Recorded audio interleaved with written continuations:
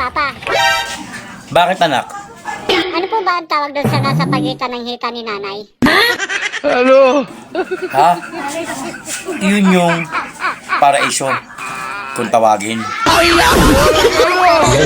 Yan mo na ang tawag doon sa nasa pagitan ng hita ninyo. Ito?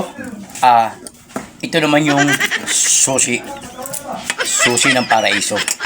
Ano pala yung tawag dyan? Sushi ng paraiso. Pero alam mo, Papa, dapat palitan mo na yung sushi ng paraiso na. Bakit naman?